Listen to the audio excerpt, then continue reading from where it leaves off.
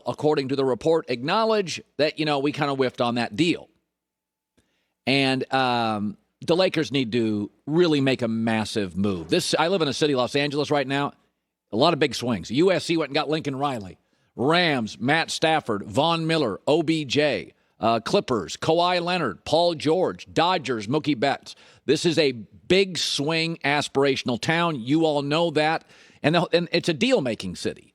And so I would trade Anthony Davis at the end of the season. I've said it. He's not getting younger. He's not getting healthier. I don't think he takes care of his body. He's not a leader. I'd move him. I'd try to attach Westbrook to the deal. Probably can't, too expensive. But I'd move him. And if you offend Clutch Sports, so be it. If you had to move LeBron, so be it. I would try not to, because I think LeBron has certain leadership skills. He's a great passer. He's surrounded with some shooters and some young pieces. But LeBron at this point is never going to give you another 82-game season. I'm not sure if he's going to give you a 70-game season. I'm not sure he's going to give you a 65-game season. They don't have draft picks. The roster's old. Westbrook doesn't fit. I'd make a big move on Anthony Davis. It is interesting, though. The Lakers were owned by Jerry Buss. He was Showtime, Laker Girls, Fabulous Forum, VIP clubs, very ahead of the curve, very risk-taking. That's not his kids. This is becoming the classic second-generation business, and the kids are clinging on to its history. Every time the Lakers post-Kobe get into a problem, they call the next Laker. There's a story out now, they're calling Magic Johnson. I like Kurt Rambis, really nice guy. He should not have a strong voice. Do what the Ravens and the Steelers did in their second-generation businesses. The Rooneys handed the organization mostly over to Kevin Colbert, competent GM. It's what the Ravens have done. The Lakers, though, every time there's a dilemma, let's get an ex-Laker on the phone. Really rear-view mirror stuff. You know who runs the team? Kobe's agent. Somebody they've dealt with for 25 years. You look at the Raiders, look at these second-generation businesses. Cal McNair with the Texans. Mess. Mark Davis, Raiders. Question marks. Mike Brown, Bengals. Yankees, Steinbrenner kids. Doesn't mean they're all terrible, obviously. Bengals just had a good year. But they haven't been run very well. Second generation. And, the dad was a risk taker and unique and tried new things. And maybe the kids are playing it safe, trying to hold on to that legacy. But Frank Vogel was a total outsider, and he won a title. A strong outside voice. He did not want the Westbrook deal. By the way, for years and years, USC football, got to hire somebody, got to hire a Trojan, got to hire Lane, got to hire Sark, got to hire Clay Helton. Finally, going outside of the box. We're going to go get Lincoln Riley. It's what Alabama did for years.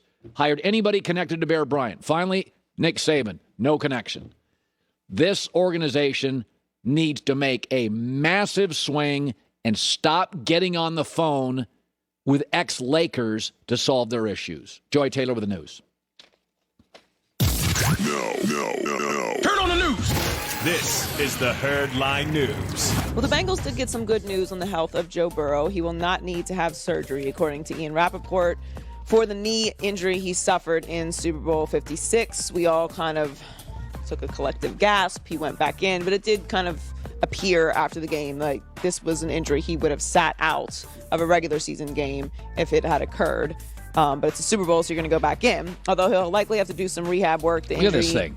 Oh. Yeah. The injury is not likely to affect his offseason significantly. You're seeing him there. Yeah, that was a scary moment. His rookie season ended with a torn ACL, as we know. 70 sacks. Need to figure out how to stop allowing that to happen 70 times. League leading leaders of sacks this season. 70 with the postseason, 51 during the regular season. You know what you should do? If you can ever watch this game, all the Bengal fans complaining about the Logan Wilson call, watch this game without the emotion so you know the outcome. Do you ever watch a game like a month later? Yeah. I was watching highlights of this yesterday. The Rams' defensive line controlled that entire football game. Well, that was the matchup that everyone was looking for. And it was. And yes, I mean, they sacked him 7 times. And could have been 10. That's ridiculous. It's the Super Bowl. You can't win that way. They could not sustain a drive. If you take out the 75-yard, no PI call touchdown, the only drive they had in the game that scored a touchdown, they needed a halfback pass. They knew they would struggle in the red zone to move the ball. You cannot believe how dominant. Take the emotion out, watch it again. The Rams' defensive front completely controlled the game. Well, they have a lot of cap space, and they have the 31st pick in the first round, a second round, third round, fourth round, fifth round, sixth round, and 2 7s. So they can spend a lot of that on trying to rebuild the offensive line and some, free agency money. But an interesting stats that NFL and CBS just tweeted this. Each of the last 16 quarterbacks to lose in their Super Bowl debut. 16.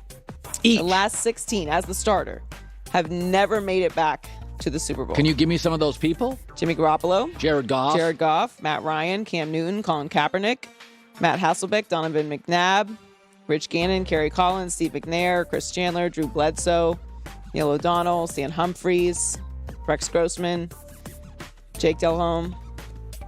Now, Burrow's better than most of those.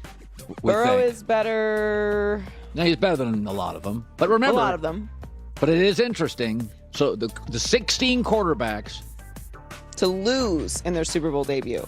Last 16 have never gotten back. Well, Jason McIntyre was on the other day that you can certainly make an argument in that division. Well, Lamar is going to be back. Cleveland's roster. They still have a great roster. We both still have questions about Baker, but he is capable. Sure. And, who knows what the Steelers are going to do.